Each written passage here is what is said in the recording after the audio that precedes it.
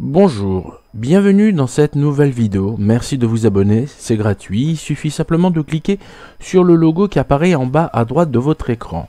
Aujourd'hui, nous allons parler des gorilles. Le gorille est l'animal de la création terrestre qui ressemble le plus à l'humain. Il y a une différence chromosomique qui est d'à peu près 1,60% de différence entre nous, les humains, et le gorille.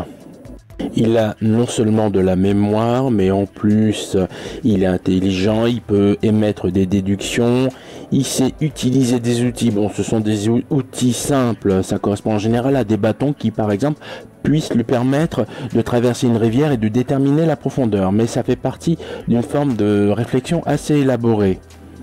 En plus, il fait preuve de beaucoup d'empathie.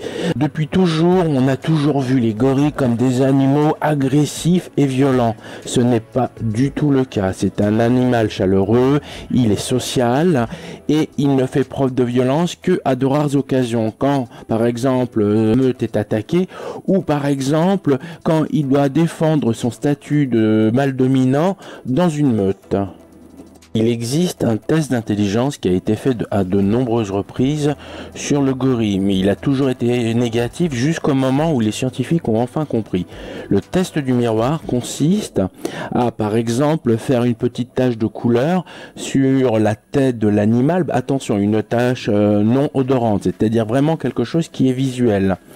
Et mettre l'animal, et là en particulier le singe, face à un miroir et voir s'il prend conscience de cette tâche, parce que s'il prend conscience de cette tâche, c'est qu'il a la capacité intellectuelle de voir que l'image qui est en face de lui, ce n'est pas un autre animal, mais lui-même avec sa tâche justement qui le dénote à son apparence habituelle.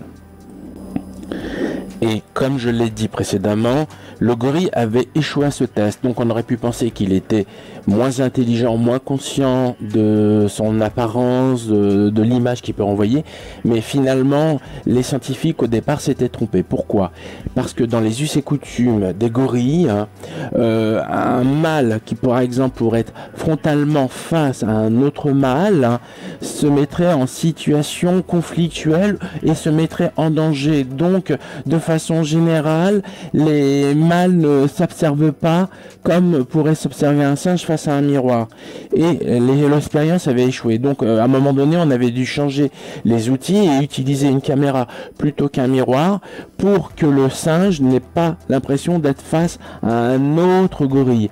Et il avait quand même, grâce à ce subterfuge, repéré cette tache de couleur sur son visage. Donc, l'animal est bien conscient de son apparence et sait que c'est pas lui-même, mais une image qui se reflète.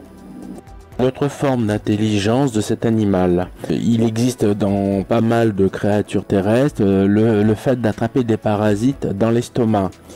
Le gorille est conscient que pour pouvoir soigner son état médical et enlever ses parasites, il doit consommer telle ou telle feuille spécifique, ce qui lui permettra de se débarrasser de ce dit parasite.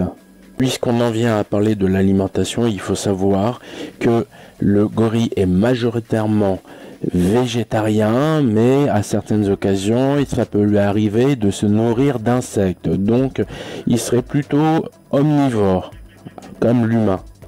Par contre, les quantités qu'il ingurgite ne sont pas du tout comme l'humain, puisqu'il peut être capable de consommer journalièrement jusqu'à 30 kg de ces formes de nourriture qui sont donc des feuilles. Et le fait de manger autant de nourriture, surtout des feuilles, parce que ce sont des fibres, ça va beaucoup l'épuiser et cela pourra expliquer pourquoi le gorille passe autant de temps à dormir, presque une quinzaine d'heures par jour. Il y a tellement de similitudes entre le gorille et l'homme que malheureusement le gorille aussi a été victime et atteint par le coronavirus. Pour ce qui est de la communication, le gorille n'est pas en reste. Déjà, il peut communiquer avec ses congénères par rapport à des attitudes au niveau du visage ou du corps ou des façons d'agir comme se taper sur le poitrail.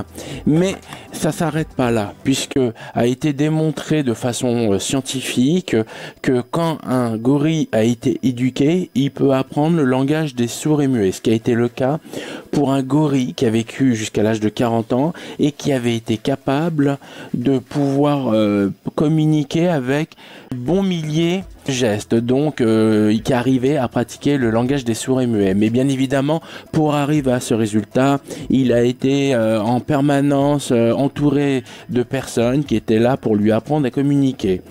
Donc de façon générale, les gorilles communiquent avec certes une gestuelle, mais c'est surtout un langage corporel.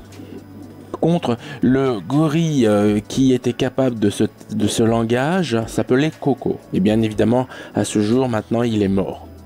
Maintenant, nous allons voir comment fonctionne une meute de gorilles.